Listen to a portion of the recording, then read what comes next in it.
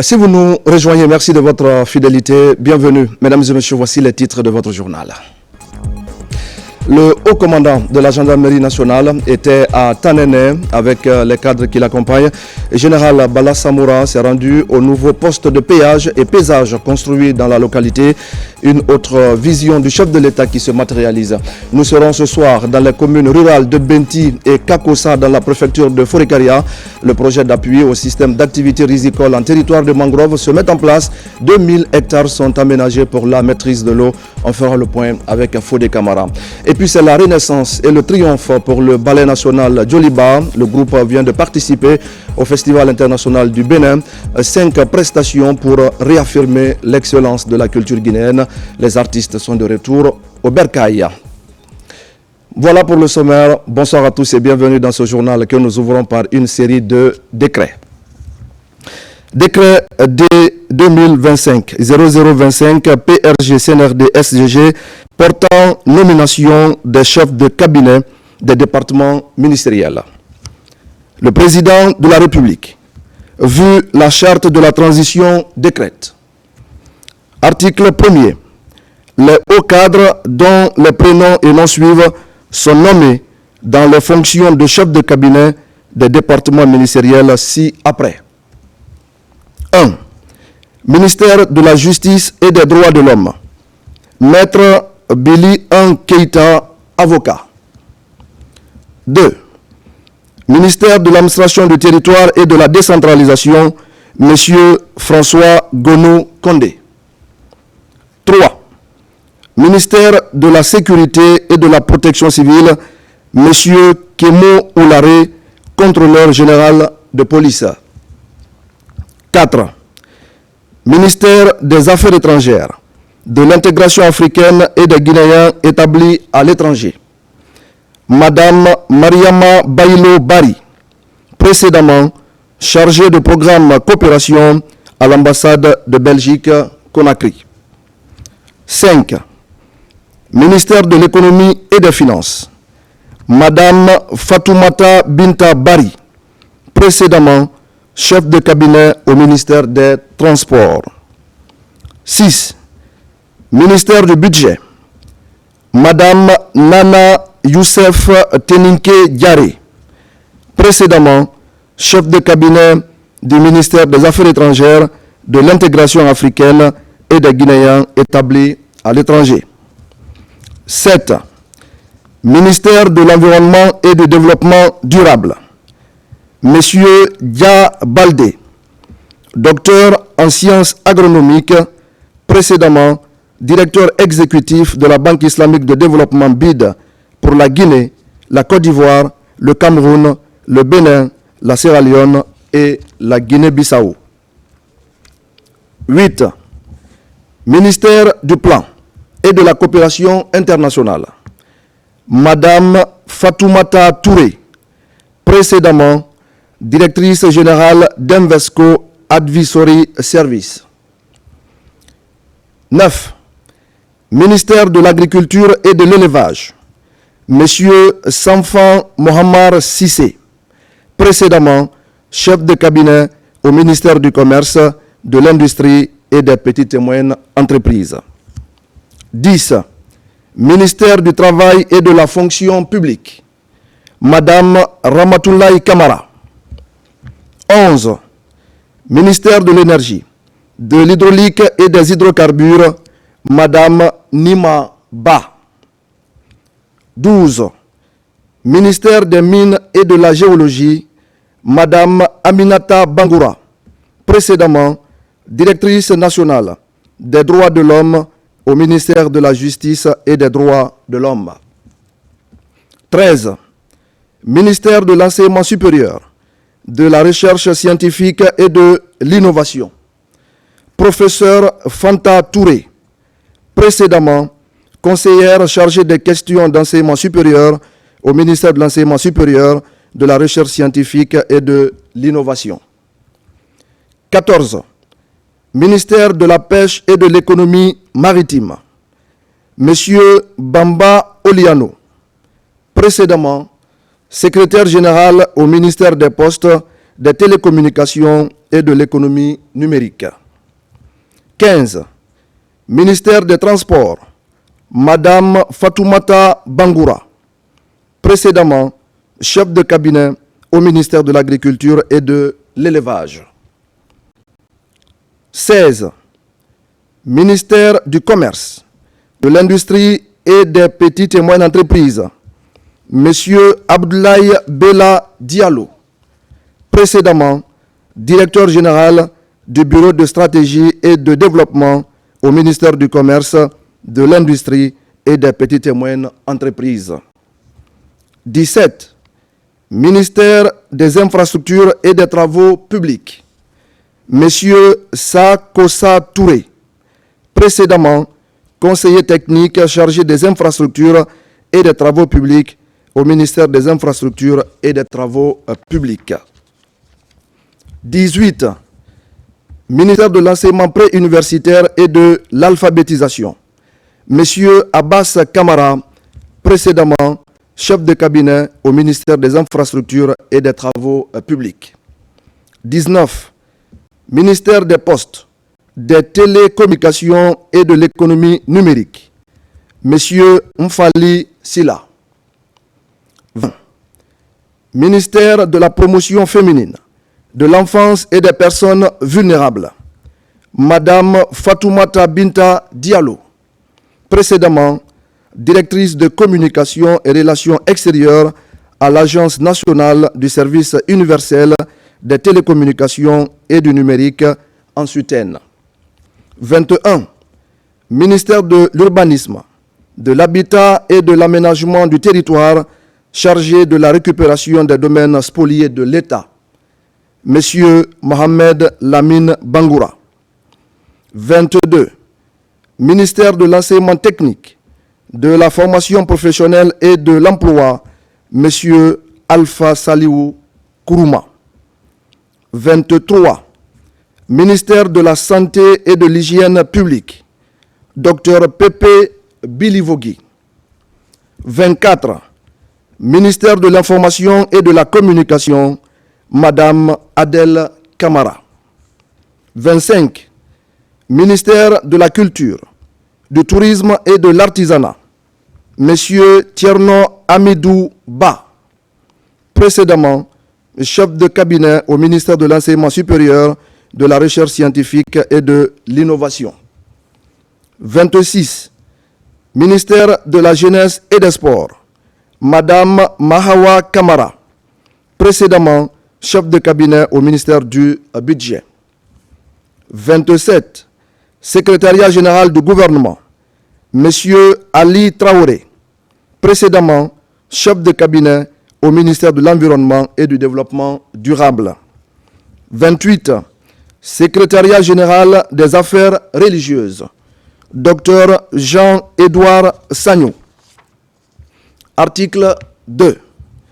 Le présent décret, qui abroge toutes dispositions antérieures contraires, prend effet à compter de la date de sa signature et sera enregistré et publié au journal officiel de la République.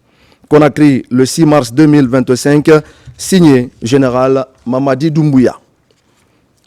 Décret D 2025-0026, PRG CNRD SGG, portant nomination au ministère du Plan et de la Coopération internationale. Le président de la République, vu la charte de la transition, décrète. Article 1er. Les hauts cadres dont les prénoms et noms suivent sont nommés dans les fonctions ci-après. 1. Inspecteur général du Plan et de la Coopération internationale, Monsieur Mamadou Saïdou Diallo, précédemment directeur national de la coopération internationale. 2. Inspecteur général adjoint du Plan et de la Coopération internationale, Monsieur Mamadou Dramé, précédemment directeur général adjoint du Bureau d'appui à la coopération avec l'Union européenne. 3. Directeur national du Plan, Dr Hassan Diallo. 4. Directeur national adjoint du Plan, Monsieur Patrice Kamano, précédemment chef de division à la Direction nationale du plan. 5. Directeur national de la population et du développement, M. Abdoulaye Sano. 6. Directeur national adjoint de la population et du développement, M. Nyanama Moussa Keita, économiste. 7. Directeur national de la coopération internationale, Dr Arafan Traoré, spécialiste en analyse des données et en relations internationales. 8. Directrice nationale adjointe de la coopération internationale, Madame Husseinatou Ba, précédemment directrice adjointe de la promotion des investissements à l'Agence de promotion des investissements privés à PIP Guinée. 9. Directeur national des organisations internationales, M. Alfadio Idriss Han. 10. Directrice nationale adjointe des organisations internationales, Madame Fatoumata Fatim Kaba, consultante, spécialiste de projet Banque mondiale. 11. Directeur général de la coordination et du suivi des aides, M. Mohamed Lamine Kamara, précédemment directeur général adjoint de la coordination et du suivi des aides. 12. Directeur général adjoint de la coordination et du suivi des aides, M. Ousmane Tunkara, trésorier pays d'Access Bank Guinée. 13. Directrice générale du Bureau d'appui à la coopération avec l'Union européenne, Madame Sona Baro, précédemment directrice générale de l'Agence guinéenne de coopération technique. 14. Directrice générale adjointe du Bureau d'appui à la coopération avec l'Union européenne, Madame Kadiatou Diallo, experte en gouvernance territoriale participative, décentralisation et en développement local. 15. Directeur général de l'Institut national de la statistique, M. Makan Doumbouya. 16. Directeur général adjoint de l'Institut national de la statistique, M. Mamadou Kamara. 17. Directeur général du Fonds de développement économique et social, M. Mamadou Bobo Diallo. 18. Directeur général adjoint du Fonds de développement économique et social, M. Mohamed Komara, architecte. 19. Directeur général du Bureau technique d'appui à la programmation, M. Aboubakar Fofana, précédemment directeur général par intérim du Bureau technique d'appui à la programmation. 20. Directeur général adjoint du Bureau technique d'appui à la programmation, M. Vivien Loua, informaticien. 21.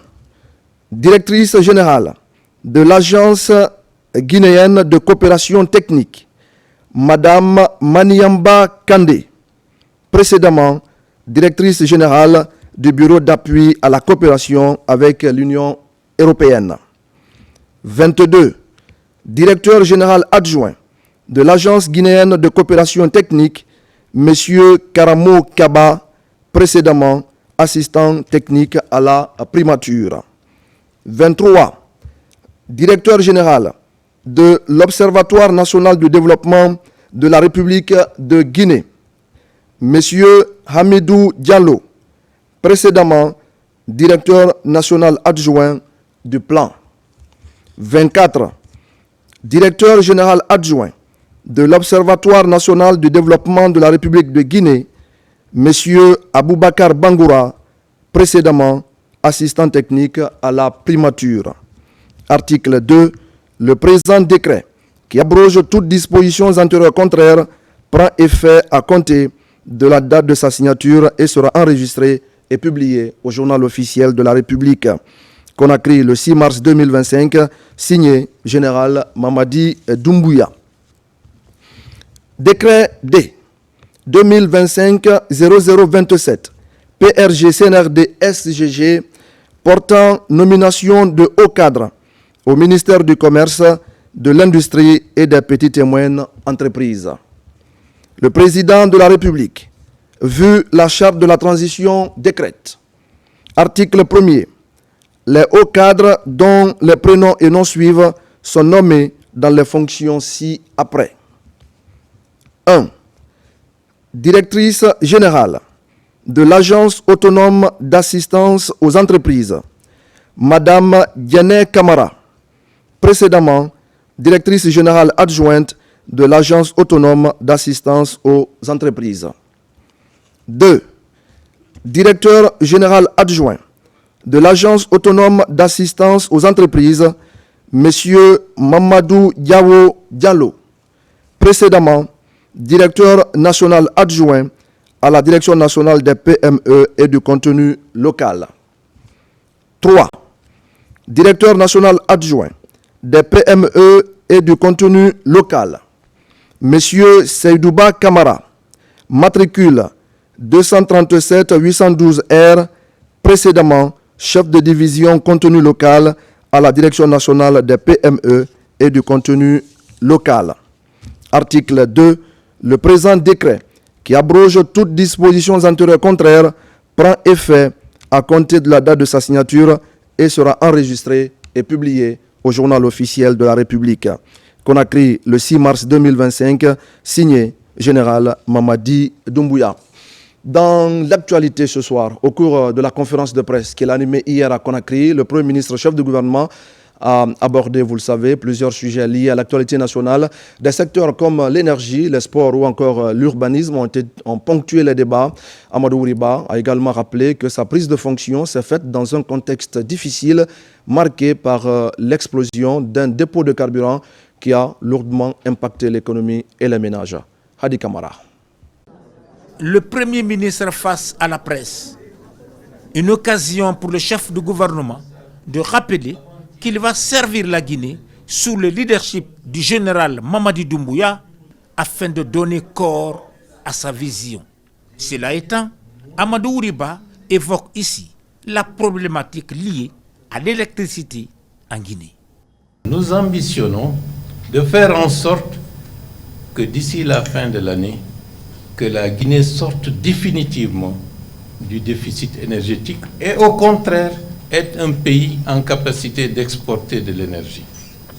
Je pense qu'il faut lui laisser le temps de manière plus structurée pour qu'il ait largement le temps de développer ce qui est fait. Et ce que nous allons faire au bout de l'année, les gens se rendront compte que ce qui va être fait en moins de 18 mois sera nettement au-delà de ce qui a été fait dans le secteur de l'énergie depuis l'indépendance. Nous allons faire en sorte d'avoir 1 giga au moins supplémentaire en ce qui concerne la question énergétique. Et je dois, pour ceux qui ne le savent pas, pour la première fois de l'existence de EDG, le mois dernier, ils ont atteint un niveau de collecte, disons, des paiements qui n'avaient jamais été atteints depuis que EDG est EDG. Donc, les réformes vont se poursuivre et nous allons les encourager. Les compteurs prépayés, les compteurs totalisateurs et la gouvernance de EDG. Le Premier ministre, en répondant aux questions relatives à la promotion de nos langues nationales, réaffirme sa volonté d'intégrer cet aspect dans la communication gouvernementale en vue de véhiculer avec professionnalisme les messages constructifs et fédérateurs.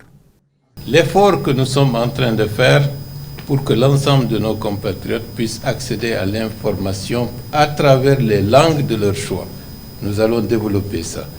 Et vous savez que la primature a une publication en malinké de bonne facture et une publication en poulard qui est très représentatif. Et j'ai informé la cellule de communication que dans les prochains jours, il y aura 2 personnes qui vont s'ajouter à l'équipe pour utiliser nos langues nationales. Et dans les spots, dans les vidéos, l'utilisation de la langue, comme le président de la République l'a demandé lors du dernier Conseil des ministres, il faut que nos médias utilisent les langues, permettent à la population d'être mieux informée à travers des langues qu'ils comprennent, pour ne pas utiliser une langue qu'ils interprètent mal et ou bien qu'ils ne comprennent pas du tout. C'est un effort que la presse doit faire pour encourager la compréhension par nos compatriotes, disons, de ce qui est en train d'être fait, de ce qui se dit, pour être des citoyens tout à fait informés. Et vous savez que l'information aujourd'hui, c'est comme par le passé, c'est à travers cela qu'on déstabilise, qu'on désinforme, et nous n'allons pas nous laisser faire pour ne pas mettre, disons, notre population dans une situation où ils peuvent être instrumentalisés. En matière des pratiques sportives en Guinée, le Premier ministre rappelle que le chef de l'État envisage des dispositions allant dans le sens de la réhabilitation et la modernisation des infrastructures. Si vous vous souvenez, j'étais allé voir le ministère des Sports pour leur poser la question, où est-ce qu'on en est avec les 2 stades, Nongo et 28 septembre? Parce que pour la République de Guinée, ce n'est pas admissible que dans la durée que nous soyons obligés de jouer les matchs qui devraient se tenir en République de Guinée à l'étranger. Et je suis certain que cela a impacté négativement les scores et les résultats de l'équipe nationale. Dans les prochains jours, le ministère des Sports aura à faire une communication pour situer tous les fonds du sport de manière générale sur la situation qui prévaut à l'heure actuelle dans ce domaine. Le sport fait partie de la priorité, parce que le sport est une partie intégrante du développement du capital humain. Et de ce point de vue, nous avons des lacunes. Nous avons une gestion, une gouvernance. Regardez nos quartiers, les centres, les espaces qui étaient dévolus pour que les enfants puissent avoir des terrains de jeu. Où sont ces terrains? C'est vendu. Donc, pour recréer un environnement global où le sport pourrait se développer, il va de soi qu'il faut encore faire des efforts. Et qui a décidé de vendre les terrains? Est-ce que c'est une décision individuelle ou est-ce que c'est une corruption élargie au sein de la société qu'il faut combattre? L'État peut être défaillant, la société, à partir de ce moment-là, doit être un contre-pouvoir pour ne pas que ses intérêts spécifiques soient lésés. Le ministre de l'Urbanisme est là, il sait aujourd'hui quelles sont les difficultés que nous avons pour satisfaire les besoins de construction d'écoles dans l'agglomération de Conakry. Donc vous voyez, lorsqu'on dira qu'il faut qu'on ait un terrain pour construire une école, ça peut se justifier, les populations peuvent accepter, mais lorsqu'on dira qu'il faut déguerpir des gens pour avoir un espace de loisirs pour les jeunes, je pense que le sentiment pourrait être autre en disant pourquoi déguerpir des gens, les mettre dans la rue pour que des jeunes gens viennent s'amuser. Donc c'est pour vous dire que le combat est global. Nous avons à corriger, à rectifier une longue mauvaise gouvernance qui avait abandonné les sentiers essentiels d'un gouvernement responsable. Malheureusement, en peu de temps, il nous est impossible de corriger tout cela, mais avec l'aide de Dieu, vaille que vaille, nous y parviendrons. Avant de terminer, Amadou Ouriba réaffirme sa profonde gratitude au chef de l'État, le général Mamadi Doumbouya, pour la confiance placée en lui. Il lui renouvelle son engagement et sa loyauté à servir sur la base de ses orientations la Guinée dans un esprit républicain. Et pendant ce temps, le ministère du Travail et de la Fonction publique amène un accent particulier sur la prévention des risques professionnels en milieu de travail. À travers l'Institut national de formation et de perfectionnement, 20 auditeurs ont entamé une formation certifiante de 3 mois. Ils vont se familiariser avec des règles techniques en matière d'hygiène, de santé et de sécurité au travail. Mamadi Ternaka Misoko. Assurer un environnement sûr de travail est gage de productivité. C'est ce que le ministère du Travail et de la Fonction publique a compris en misant sur la prévention des risques professionnels. 20 nouveaux auditeurs issus des services publics et privés sont réunis autour des questions d'hygiène, de santé et sécurité. Pendant 3 mois, ils vont apprendre les règles et techniques fondamentales de protection de leur environnement et d'interaction avec les communautés locales. C'est une manière de sauver des personnes et vraiment contribuer à ce que les gens ne font pas des accidents de travail. Et aussi, il est très important que nous ici présents, nous venons sains et saufs au travail et nous repartons à la maison sains et saufs. Nous avons mis en place depuis l'année 2024 un curriculum de formation en santé et sécurité sur 3 niveaux que nous avons pu tester l'année passée et nous sommes passés avec l'autorisation bien sûr de l'INFP et du service de santé au travail. Donc nous avons 20 personnes qui se sont inscrits à ces formations. Donc là, nous attendons à ce que ceux-ci soient tous admis après les évaluations de la formation avec une quinzaine de formateurs que nous allons déployer durant les 3 mois de formation. Ce groupe constitue la 2e cohorte d'auditeurs. La session découle de la collaboration entre le cabinet HASEC, l'INFP et le Service national de santé au travail. Dans un monde en perpétuelle et constante évolution, où les risques professionnels sont omniprésents, il est impératif de doter nos cadres et agents des connaissances et compétences nécessaires pour assurer un environnement de travail sûr, sain et productif. Au moins 35 modules seront validés par ces auditeurs avant leur certification. Ils pourront ainsi rejoindre le noyau de spécialistes en hygiène, santé et sécurité en milieu du travail en Guinée. Merci à Mamadi Ternaka Misoko. Et puis, c'est un sujet qui vient de nous parvenir. C'est une nouvelle étape importante qui vient d'être engagée dans le processus de retour à l'ordre constitutionnel. Les activités du panel d'experts chargés d'analyser et de qualifier l'avant-projet de la nouvelle constitution ont été lancées ce jeudi à Conakry. Des explications avec Ablé Diallo. La mise en place de ce comité d'experts chargé de la relecture de l'avant-projet de nouvelle constitution s'inscrit dans le cadre de la mise en œuvre des orientations du président de la République à l'occasion de son adresse à la nation en décembre dernier. Ce panel d'experts nationaux est composé d'éminentes personnalités issues de divers horizons académiques et institutionnels. Ces personnalités sont choisies en fonction de leur intégrité, leur expertise et leur expérience professionnelle. Sous la vision éclairée du président de la République, le président Mamadi Doumbouya, nos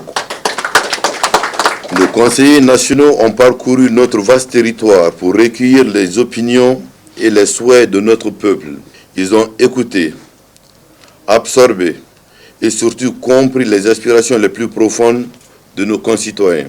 Cette démarche, en parfaite adéquation avec la vision du président, vise à doter notre pays d'une constitution non seulement qui nous ressemble, mais aussi qui nous rassemble. Je tiens à rendre hommage à l'ensemble des conseillers nationaux et à tous les acteurs qui ont investi temps et énergie dans ce travail colossal.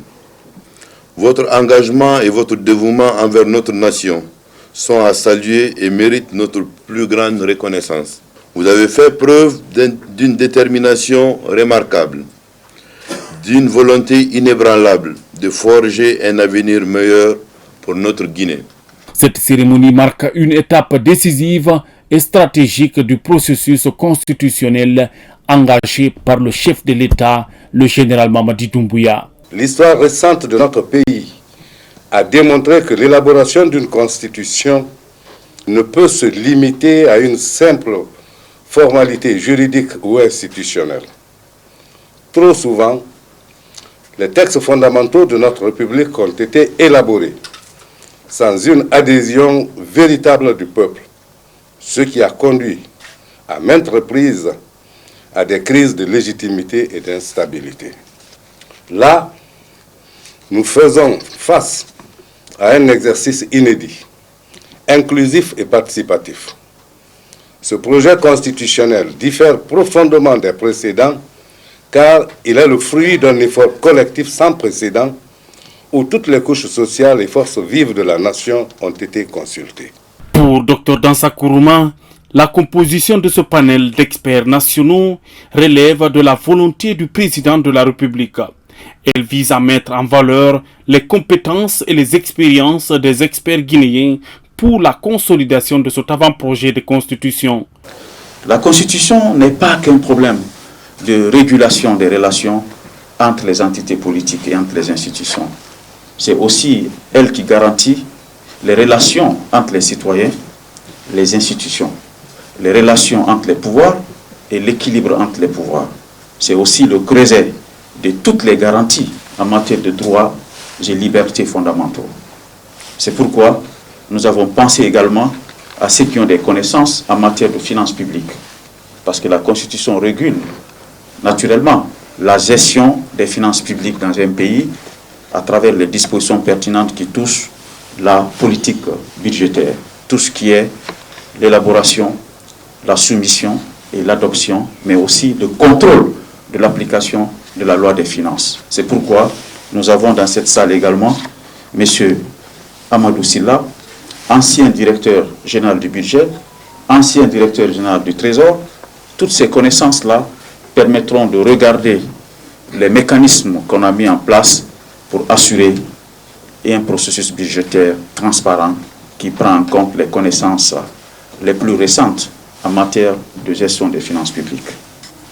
On ne s'est pas arrêté là. La Constitution exige aussi une connaissance approfondie des textes juridiques. Les magistrats qui sont les praticiens du droit, ceux qui ont la charge d'interpréter nos textes juridiques, nous avons pensé à ceux parmi eux qui ont des connaissances réelles à la matière. C'est pourquoi vous avez un ancien président, premier président de la Cour suprême, qui n'est pas présenté. M. Mamadou Silla, tout le monde connaît sa rigueur, son intégrité. Et c'est une façon aussi de lui rendre hommage pour tous les services qu'il a rendus à ce pays. Le président de la République était clair.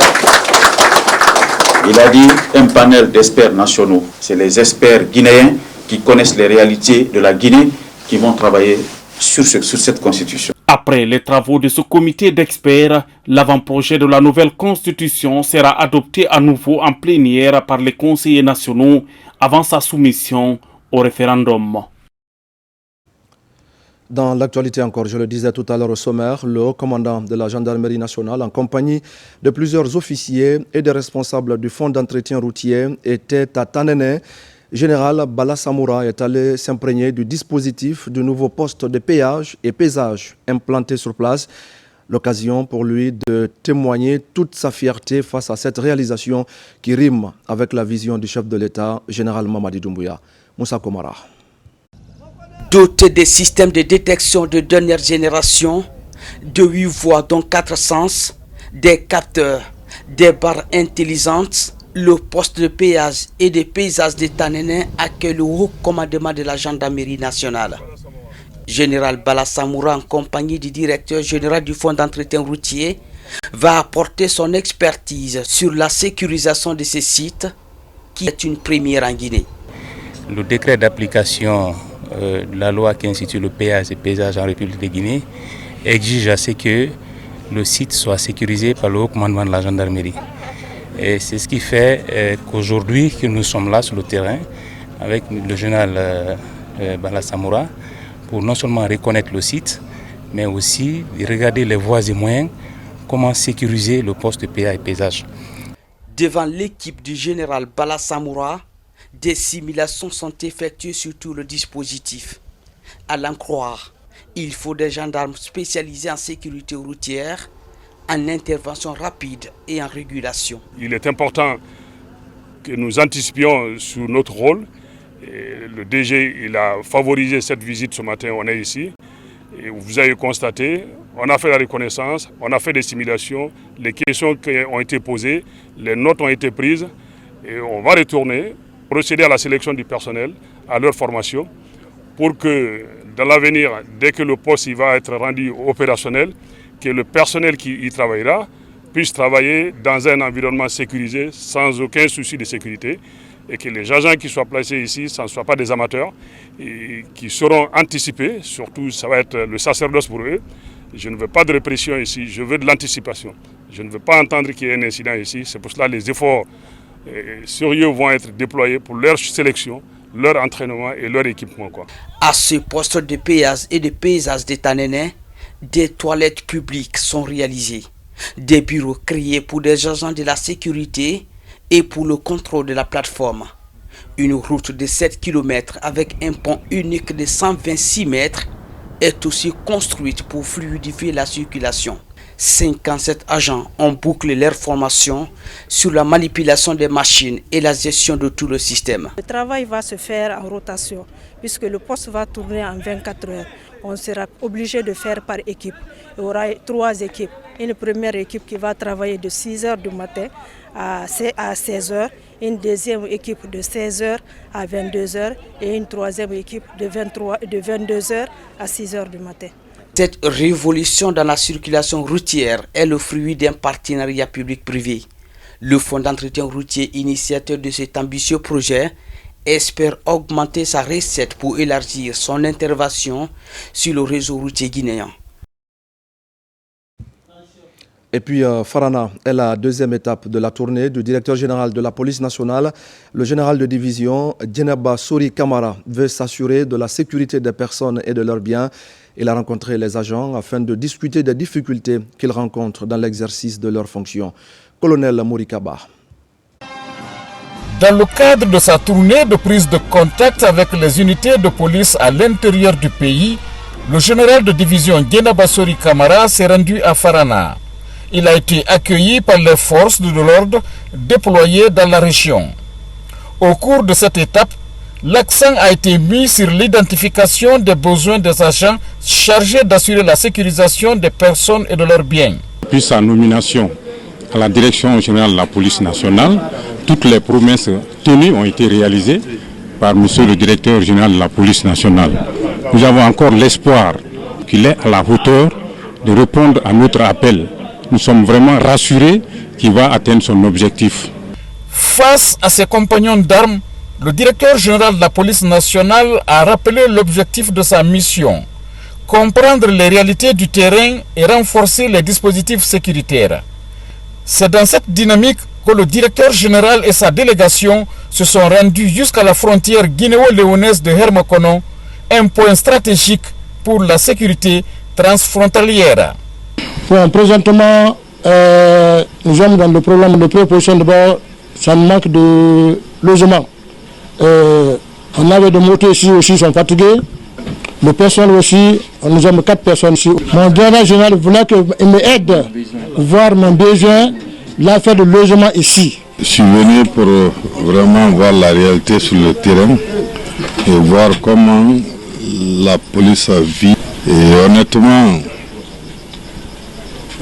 malgré que le coin est isolé, mais les agents sont tous en place et cela m'a conforté de plus. Je crois qu'il faut augmenter l'effectif et puis voir comment ils peuvent être même pris en charge en alimentation parce que c'est très loin de Hermakono. C'est à 55 km de Farana, 7 km de Hermakono. Et la route est impraticable. Mon message est que je leur demande de prendre le courage et que la défense de la patrie Il faut être un grand patriote et il faut assumer sa responsabilité, tel que soit le prix à payer. Au retour à Conakry, le général de division Guéné Bassori Camara promet de remédier à ce problème pour que la frontière guinéenne soit bien contrôlée. Au même moment, l'Agence guinéenne de la sécurité routière multiplie les initiatives pour prévenir les accidents de circulation. Des équipements et panneaux de signalisation sont réceptionnés ici à Conakry, un geste qui galvanise les acteurs des transports et ceux de la police routière. Mounir Bari. En Guinée, le constat révèle que le réseau routier enregistre un manque criard de panneaux de signalisation du code de la route. Pour corriger le déficit, l'Agence guinéenne de la sécurité routière réceptionne un important lot de panneaux de signalisation. Ces panneaux de signalisation installés seront sur l'ensemble des réseaux routiers guinéens en vue de minimiser les risques d'accident de la circulation. Nous sommes à la réception définitive des panneaux de signalisation implantés par l'Agence guinéenne de la sécurité routière dans le couloir de la SIG Madina Dixine Terrasse. Et comme vous le savez, après le déguerpissement du couloir, l'Agence guinéenne de la sécurité routière a jugé nécessaire de mettre les panneaux dans ce couloir. Les opérations d'installation de ces panneaux de signalisation toucheront pour la phase pilote du projet les quartiers Sigmadina et Dixine. Nous sommes très contents. Ça là va réduire un peu les difficultés que les gens rencontrent sur le terrain. Parce que depuis cette route a été construite, il n'y a jamais eu un panneau. Et que le signalement vertical et le signalement horizontal, ça doit parler. Tout ça rentre dans la réduction du taux d'accident sur la circulation. Et ça aussi rentre dans le cadre de la fuite de la circulation. On a fait un mot de sensibilisation, maintenant nous allons rentrer en action. Ils ont raison de mettre ce panneau. Nombreux sont des personnes victimes du sens interdit. Donc, nous autres conducteurs de véhicules et de motos acceptons désormais d'utiliser le sens normal. On sait combien de fois les agents de sécurité routière font pour épargner le danger. Les commerçants aussi n'ont qu'à libérer les voies publiques. Cet accompagnement du gouvernement guinéen à l'endroit des structures impliquées dans le processus vise à prévenir et à réduire le phénomène sur la route. Une série d'activités de sensibilisation et d'information sera enclenchée dans les prochains mois sur le terrain. Dans l'actualité également, les autorités s'intéressent particulièrement au contenu des programmes diffusés par les médias à l'intérieur du pays et c'est justement pour assurer une meilleure régulation, pour maintenir la paix et la cohésion sociale que les centres de monitoring seront construits dans les régions administratives du pays. Le coup d'envoi des travaux de ces structures de veille et de contrôle des médias est donné à Mamou et à Kindia. Amadou Touré. Pose de la première pierre du Centre régional de monitoring de la Haute Autorité de la Communication HAC pour la région administrative de Mamou. Une initiative du gouvernement guinéen visant à veiller au bon fonctionnement du travail des journalistes. Dans un délai de 12 mois, un édifice répondant à cette architecture sera bâti ici à Serré, localité de la commune urbaine de Mamou, située à 7 km du centre-ville. Un grand bâtiment de 8 bureaux, une salle de réunion et le bureau du président. 6 cabines de toilettes internes et 3 cabines de toilettes externes, une guérite, un abri-groupe et la clôture entière. Nous avons l'opportunité de poser les bases d'une communication qui favorise le dialogue, le respect des diversités et la cohésion sociale. Tout comme Mamou, la région de Kindia aura bientôt son centre régional de monitoring. Il sera réalisé ici à Sabouya, localité de Frigiagbe. Chaque fois que tu te rends dans une préfecture, dans une région, ce sont des chantiers. Il faut laisser ces traces. Quand on occupe un poste, on laisse les traces. Ça va être dit après toi. Je voudrais saluer le leadership du chef de l'État. Il y a des journalistes qui veulent construire, il y en a d'autres qui veulent détruire. Et notre rôle, c'est d'assainir le secteur de la presse, c'est de contrôler les contenus des médias. Et la maison que nous allons construire ici servira justement à contrôler les médias. En marge de ces travaux, le président de la Haute Autorité de la Communication HAC a dans toutes les localités sillonnées rendu visite à la notabilité comme ici à Mamou, tout comme à Kindia où le grand imam de la mosquée de la ville Carrefour et le Kunti Gigbe de la Basse-Guinée ont formulé des bénédictions pour le président de la République et le renforcement de la paix en Guinée. Le comité technique ad hoc de suivi pour la mise en œuvre du programme Simandou 2040 était en conclave avec les différents acteurs de la chaîne. La démarche vise à sensibiliser ces acteurs sur la nécessité d'accorder une diligence dans le traitement des dossiers avec mention programme Simandou 2040. Mamadi Gassama. En application de la lettre du ministre de l'Économie et des Finances relative au suivi de la mise en œuvre des projets Simandou 2040, le comité technique ad hoc tient sa toute première rencontre. Il s'agit d'échanger avec les différents acteurs de la chaîne sur les modalités de suivi et procédures d'exécution des 28 projets pilotes recensés au titre de l'exercice 2025. Aujourd'hui, il était important pour nous de nous retrouver avec l'ensemble des acteurs qui travaillent dans la chaîne d'exécution des projets et programmes Simandou 2040 pour les sensibiliser sur toute la diligence et la célérité qui doit être de mise dans l'exécution des programmes et projets qui s'inscrivent dans le cadre du programme Simandou 2040. Et il était aussi question de sensibiliser les uns et les autres sur la responsabilité qui est la leur pour assurer avec efficacité et efficience les responsabilités dans le cadre de l'exécution de ces projets-là. Une présentation des critères du programme et budget d'investissement a été faite à cet effet. L'idée est de porter à l'attention des acteurs la nécessité d'accorder un traitement diligent au dossier avec mention projet Simandou 2040. Plusieurs dispositions sont déjà prises au niveau de la direction des investissements. Ces projets sont classés comme projets hautement prioritaires, effectivement. Ils sont tous en cours d'exécution. Et une mention spéciale au niveau du système intégré de gestion a été observée pour tous ces projets. Au niveau du ministère du Budget également, la chaîne de dépenses, tous les bordereaux qui seront issus de ces projets seront mentionnés PS 2040. Ça veut dire qu'une fois que ce dossier arrive dans un circuit administratif, on doit faire en sorte que ces dossiers ne prennent pas assez de temps dans le processus de traitement au niveau sectoriel. Le programme Simandou 2040 se veut un programme qui s'identifie aux préoccupations des populations guinéennes avec pour objectif l'amélioration de leurs conditions de vie.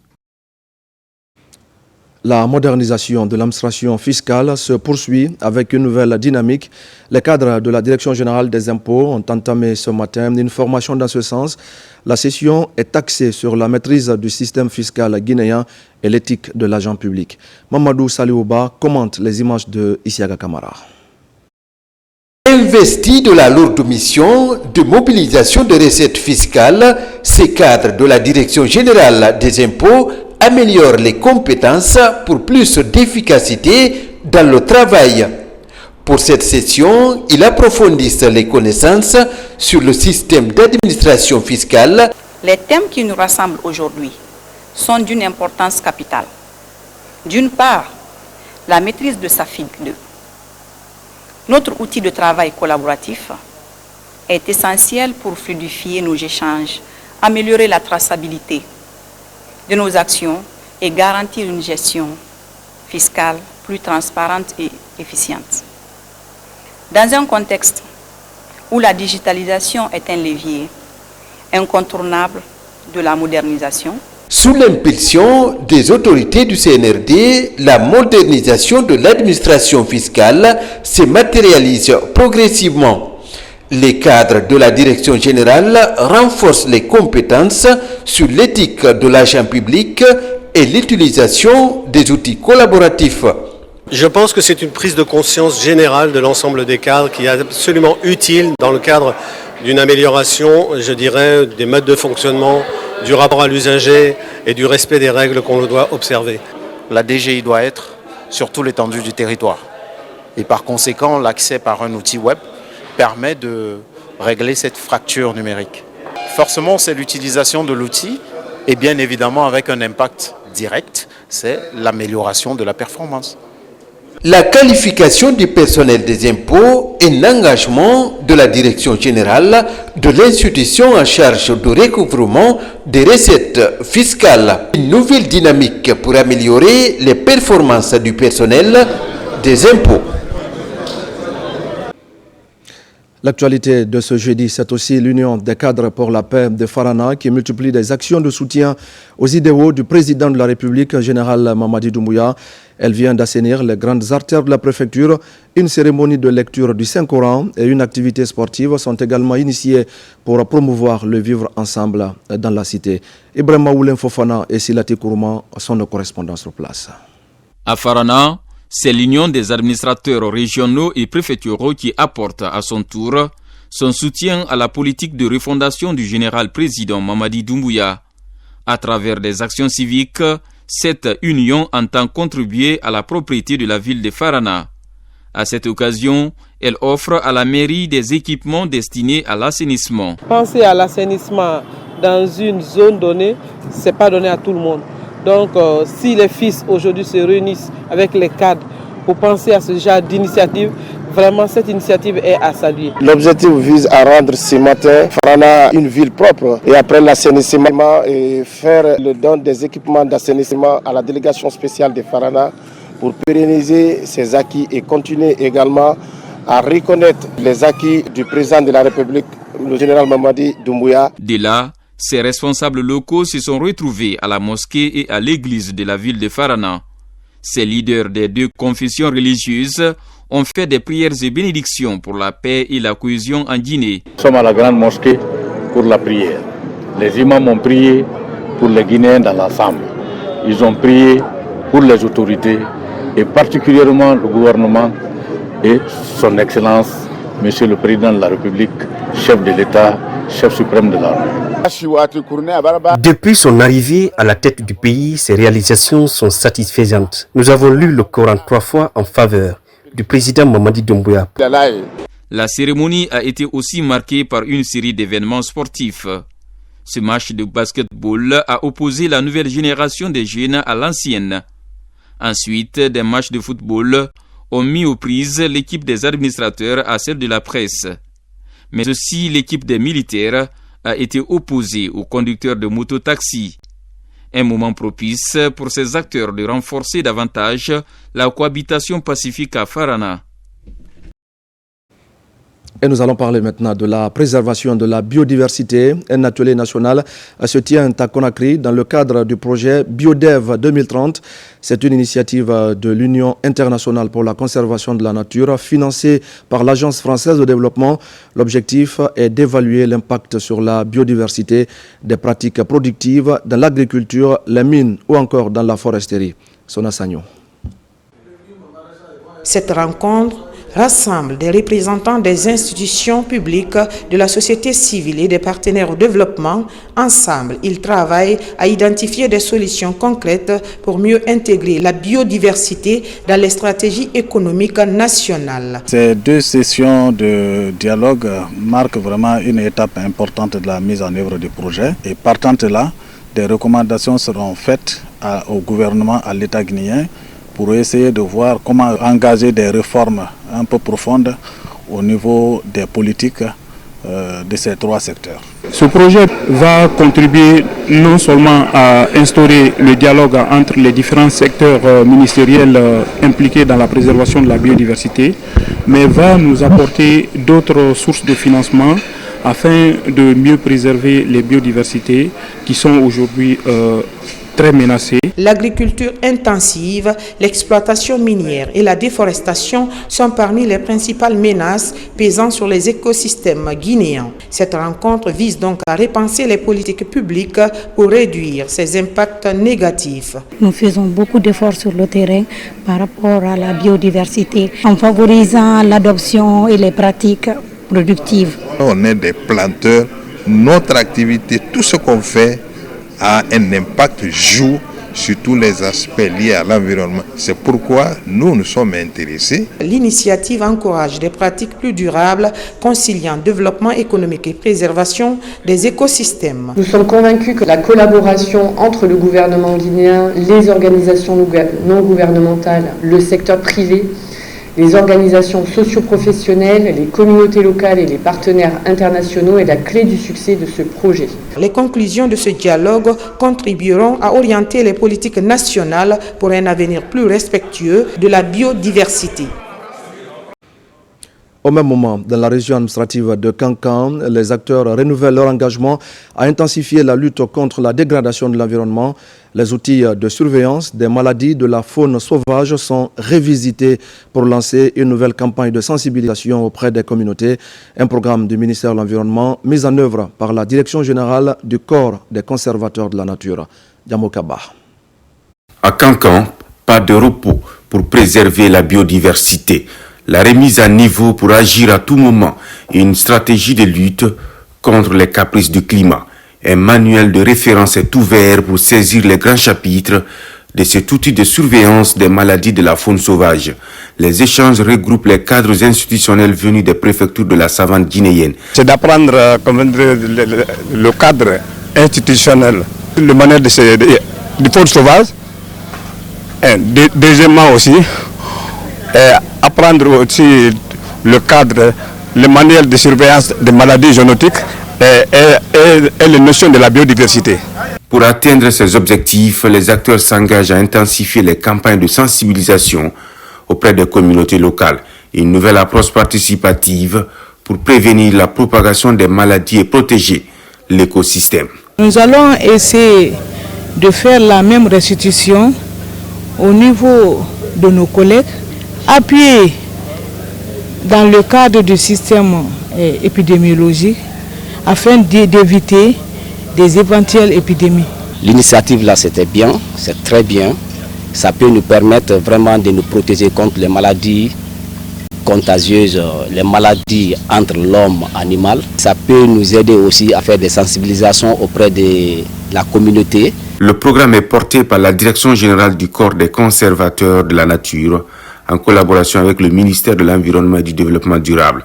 Sur le terrain, le suivi rigoureux de la démarche et la mobilisation continue, une alternative souhaitée pour un environnement sain et propre, profitable à l'homme. Merci à Diamokaba pour toutes ces explications. Et puis, il y a quelques jours, un protocole sur les prix des denrées de première nécessité était signé entre le gouvernement, les douanes et la Chambre de commerce. L'heure est à la sensibilisation des acteurs impliqués dans le respect des prix consignés dans cet accord. Et déjà, l'équipe de suivi sur le terrain a procédé à la fermeture de certains magasins pour non-respect de ces prix. Abdul Karim Kamara. Ce groupe d'hommes sillonne les magasins pour s'assurer du respect des prix consensus sur les denrées de première nécessité. Ici à Matam, dans ce magasin, après avoir vérifié les reçus de vente, il est constaté que ce grossiste n'observe pas l'esprit du protocole. Au lieu de vendre le sac de riz à 285 000 francs, prix grossiste dans le Grand Conakry, il le vend à 290 000 francs. Dans la foulée, l'on décide de fermer son magasin. Si nous laissons fermer les yeux sur cet état de fait, cela veut dire que le détaillant qui va prendre à ce prix va vendre plus. C'est clair pour tout le monde. Tout ce qui va faillir à cet état de fait, nous allons fermer et la personne va répondre devant la loi. Cette croisade est menée par la Chambre de commerce et la Direction nationale du commerce intérieur et de la concurrence.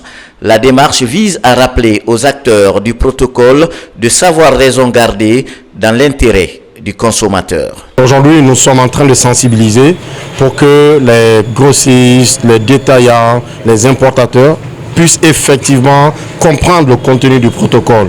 Parce que nous devons être très rigoureux dans le suivi strict de ces prix qui ont été déjà plafonnés. Dans le cadre de la même sensibilisation, ces prix importateurs, distributeurs et détaillants seront affichés dans tous les marchés du pays. Partout où les magasins seront fermés, des sanctions seront prises à l'encontre des contrevenants. Un mot à présent sur le 8 mars. Vous savez, c'est la fête internationale des droits des femmes. À quelques heures de la célébration, la ministre de la Promotion féminine rend visite au groupement féminin et aux femmes entrepreneurs. Charlotte Daffé veut ainsi encourager le combat quotidien que ces femmes mènent pour leur pleine autonomisation. C'est une immersion suivie par Mohamed de Camara. Nous sommes sur la plaine de Sonfonia. Elle est située à quelques encablures de l'université Général Lansana Conté. Le site s'étend sur une superficie de 24 hectares. Ici, ces femmes font plusieurs activités agricoles. Pour mieux comprendre le quotidien de ces 56 groupements féminins évoluant dans cette plaine, la ministre en charge de la promotion féminine arrive sur le terrain. C'est vraiment pour montrer la bravoure des femmes. Ces femmes de Sonfonia, si elles sont accompagnées, elles ont la formation qu'il faut, elles ont les équipements qu'il faut, elles sont capables d'approvisionner tous les marchés de Conakry. Je vais faire un clin d'œil à mon collègue ministre de l'Agriculture pour qu'il puisse regarder un peu ces femmes. On effectuera certainement ensemble une visite de terrain pour venir voir l'étendue des besoins. Ces femmes sont animées d'une ambition, celle d'approvisionner les marchés de Conakry en légumes et en produits maraîchers. Nous sommes au nombre de 600 femmes qui travaillent la terre. Nous rencontrons beaucoup de difficultés. Par exemple, l'année dernière, les champs ont été inondés, ce qui a joué sur nos récoltes. Nous demandons aux autorités de nous venir en aide pour engranger plus de résultats. Cette visite de terrain a également permis à la ministre Charlotte Daffé de se rendre dans les locaux de Firsi, cette entreprise tenue par une femme est spécialisée dans la valorisation du textile guinéen. La valeur ajoutée de cette visite, c'est d'abord qu'elle a rempli ses engagements vis-à-vis de nous. Mais nous autres entrepreneurs qui avons eu ce privilège d'être sélectionnés par le département pour être les championnes, nous devons aussi de disséminer l'esprit qu'il a animé pour aller tirer les femmes rurales, les femmes qui sont victimes de violences du fait qu'elles n'ont pas de revenus, pour qu'on les mette aussi sur la scène. D'ici quelques années, on va réduire la masse de femmes pauvres. Cette démarche de la ministre en charge de la promotion féminine consiste à encourager les femmes des groupements agricoles et celles qui évoluent dans l'entrepreneuriat. Toutes choses qui pourraient les motiver à persévérer dans leur activité génératrice de revenus. Le mois de mars, c'est aussi le mois de pénitence et de prière pour les fidèles musulmans et chrétiens. Le Ramadan et le Carême sont cette année encore des moments de grande générosité à la cathédrale Sainte-Marie de Kaloum comme à la grande mosquée Faisal. Des ruptures collectives sont organisées. L'association La Solidarité Ramadan Guinée porte cette initiative soutenue par le chef de l'État, général Mamadi Doumbouya. Abakar Diaby. À l'image des précédentes années, le carême chrétien et le ramadan musulman se déroulent cette année au même moment. Pour ainsi consolider la fraternité entre les pratiquants de ces deux religions, l'association La Solidarité Ramadan Guinée poursuit ses œuvres de charité sur le terrain. Première étape, cathédrale Sainte-Marie de Conakry. Ici, les fidèles chrétiens bénéficient de ce geste de charité de la part de ces philanthropes issus de la diaspora guinéenne. La solidarité Ramadan Guinée et surtout pour la Guinée qu'il y ait la paix et la quiétude. Nous remercions très sincèrement le président de la République parce que franchement là il ne fait aucune différence entre les religions. De là, nous voici à la grande mosquée Faisal qui constitue la deuxième étape. Il est exactement 19h15, l'heure indiquée pour la rupture du jeûne. Sous ce chapiteau, le service est libre. C'est un moment de joie, un moment de pur bonheur pour célébrer Dieu. Et nous le célébrons avec tout le monde. Nous avons été à la cathédrale et ça s'est très bien passé. La Guinée est une famille et que nous devons nous donner la main. En fait, ce que nous avons initié ici, ça doit continuer. C'est pour encourager les filles et les fils de la Guinée à faire comme nous. Se dire que chacun peut faire quelque chose. Cette initiative, portée par le gouvernement guinéen, vise à consolider les bases fondamentales de la cohésion sociale et du vivre ensemble entre tous les fils et filles du pays, comme le souhaite le chef de l'État, général Mamadi Doumbouya. Ce geste hautement apprécié par les fidèles musulmans et chrétiens de la République de Guinée à travers les dirigeants au niveau de Conakry. Comme vous le constatez, c'est une première en République de Guinée qu'une telle rupture soit organisée à l'attention à la fois des musulmans mais des chrétiens. C'est une rupture collective organisée à l'intention des chrétiens et les musulmans du pays. Elle est bien perçue et encouragée par les autorités de la transition en vue de soulager les personnes vulnérables en manque de moyens financiers pour se procurer de quoi en manger. La structure Nana Guinée International, sous la direction de son PDG, Sekouba Kamara, a également offert des vivres à la communauté musulmane de Kamsar, une initiative en phase avec la vision du président de la République et qui vise surtout à soulager de nombreuses familles en cette période de jeûne. Les autorités de Kamsar ainsi que les bénéficiaires saluent cet acte de solidarité. Yamokaba. Kamsar, au cœur du mois sacré de Ramadan, un moment de piété et de partage. En cette période où chaque geste de générosité compte, un soutien de taille vient soulager de nombreuses familles. 7 tonnes de riz et 20 cartons de sucre ont été offerts au nom du chef de l'État à la communauté musulmane de la sous-préfecture de Kamsar. Cet acte de solidarité est l'initiative de Nana Guinée International sous la direction de son PDG, Sekouba Kamara. La société Nana Guinée International, à travers son PDG, M. Kamara Sekouba, fortement impliqué dans l'accomplissement des actions du chef de l'État, fait un important don de vivres composé de riz et de sucre à toute la communauté musulmane de la sous-préfecture de Kamsar. Parmi les bénéficiaires, des groupements de femmes, des associations de jeunes et des représentants des comités de développement rural. Tous saluent cet acte d'une grande portée sociale. Nous prions Dieu qu'il assiste Sekouba Kamara pour son épanouissement. C'est donc composé de riz et de sucre et bénéfique pour les femmes de Kamsar ici présentes. C'est un honneur et une grande satisfaction pour moi aussi d'assister à la cérémonie de donation des denrées alimentaires au bénéfice des groupements et associations de femmes de Kamsar en ce mois béni de Ramadan. Par la coordination sous-préfectorale pour le soutien aux acquis du CNRD. Ce geste rappelle que l'entraide et la dévotion sont au cœur des valeurs du mois saint de Ramadan. À l'occasion toujours du mois saint de Ramadan, le Ridi de Kindia a offert de denrées à ses travailleurs, un geste qui devra soulager ces nombreuses familles au moment où les denrées coûtent parfois cher sur le marché de consommation. Djibril Kamara. D'importantes quantités de vivres et de non-vivres pour les enseignants et autres travailleurs du centre El Hadj Abdulwakil Al-Malik Keita pour la mémorisation du Coran et les études islamiques de Kindia. C'est un don de l'érudit de Kindia pour les soulager en ce mois saint de Ramadan. Vraiment, nous sommes contents. Ce n'est pas la première fois. Il en a l'habitude. Sauf que cette fois-ci, ça dépasse les autres. Il nous a honorés et nous a conseillé la façon dont on doit se tenir pour avancer. Notre fils et notre sage, El Hadj Abdulwakil Al-Malik Keita, nous allons le remercier pour tout ce qu'il fait de bon. Que Dieu le récompense. Il a construit des écoles, rénové d'autres. Aujourd'hui, c'est la construction d'une mosquée à Kenende, une grande mosquée. L'érudit de Kindia a profité de la fermeture du centre pour les petits congés accordés à ses élèves pour remettre ce don aux ayants droit. Et il n'a pas oublié les ouvriers et techniciens qui travaillent dans le chantier de construction de la mosquée qu'il a offerte aux populations de Kenende dans la commune urbaine de Kindia.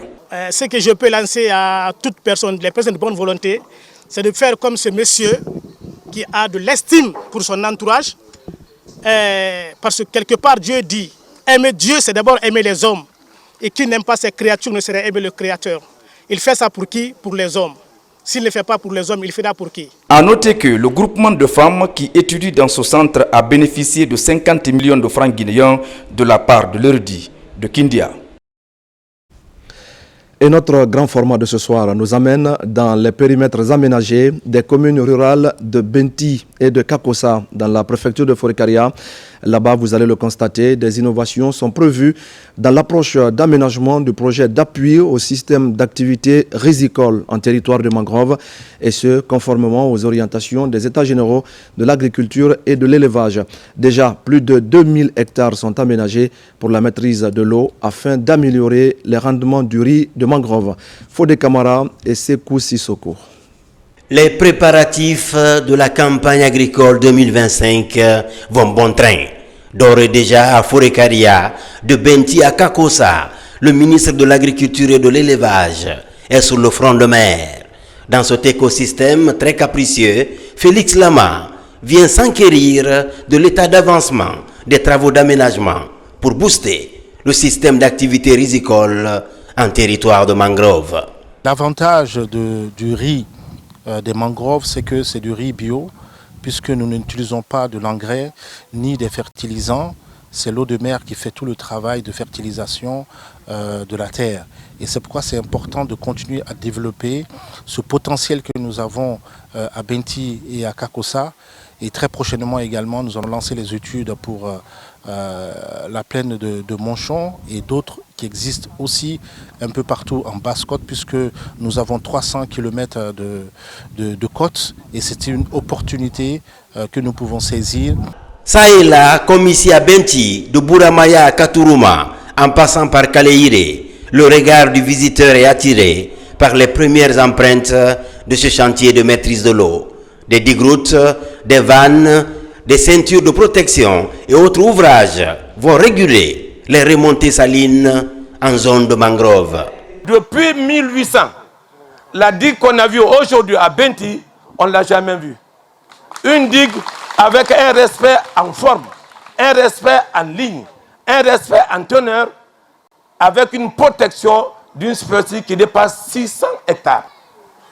Et j'ose vous dire que malgré la montée saline de cette année à Benti, le plus pauvre paysan a récolté 1,5 par hectare au de 600 hectares.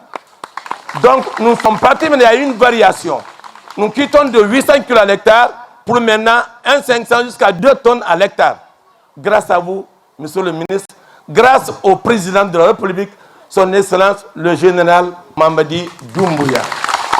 En matière d'aménagement, pour sortir de l'éternel recommencement, l'unité de coordination du projet d'appui au système d'activité risicole expérimente des innovations.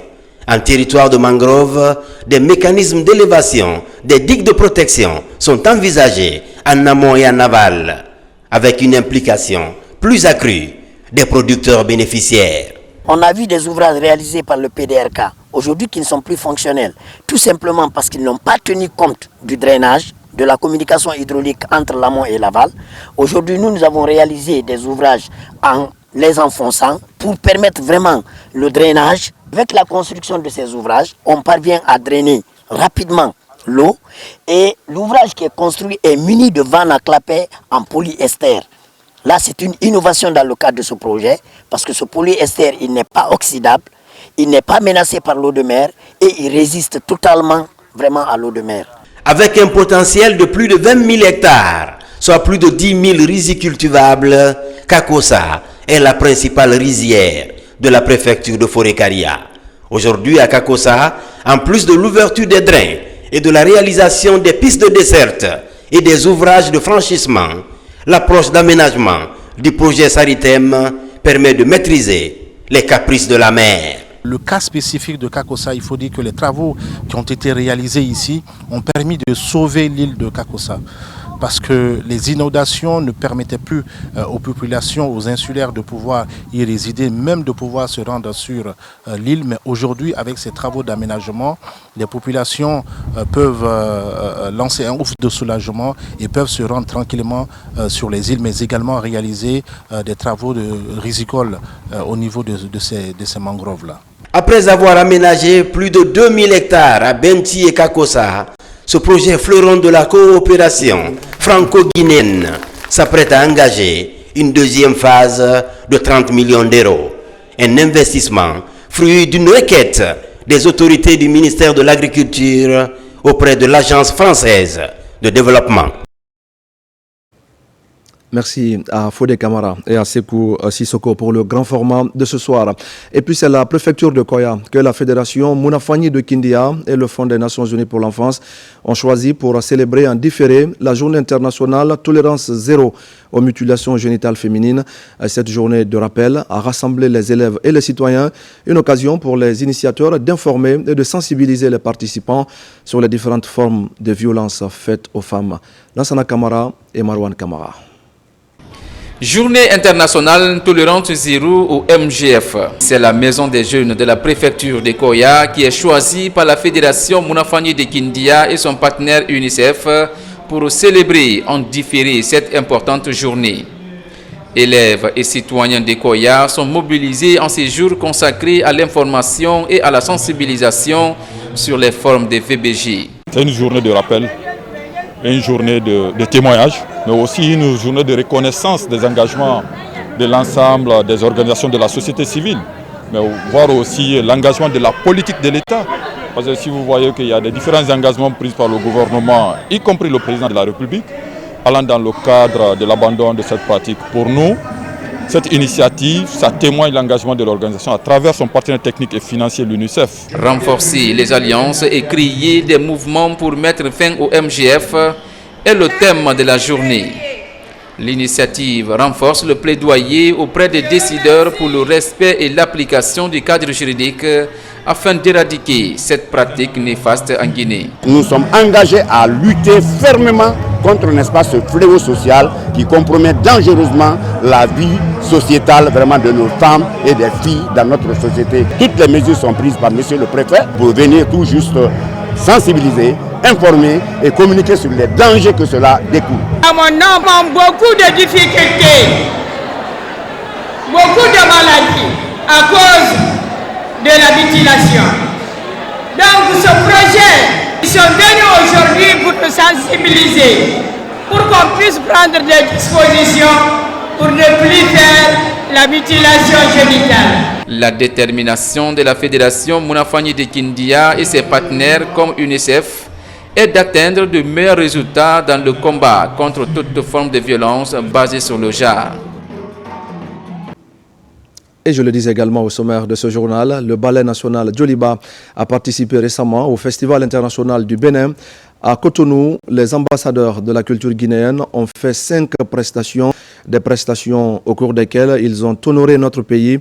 Nos reporters Ousmane Ba et Mamadou Djoumaba sont allés les accueillir à l'aéroport international Ahmed Sékou Touré de Conakry.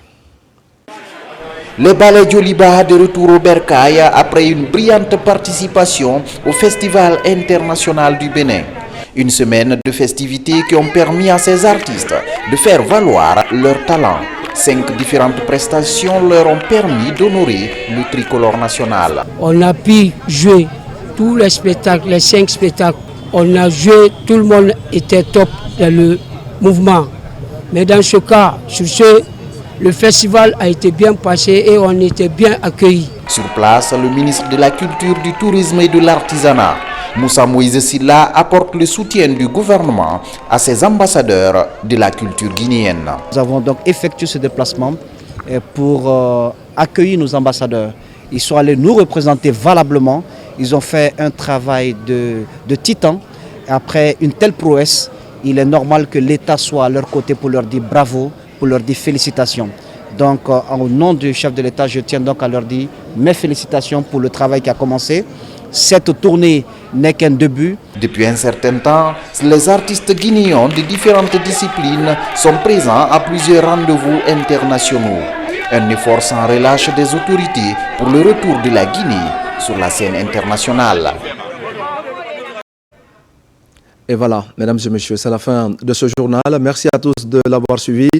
Et demain, c'est Kadiatou Kaba qui vous donne à partir de 21h.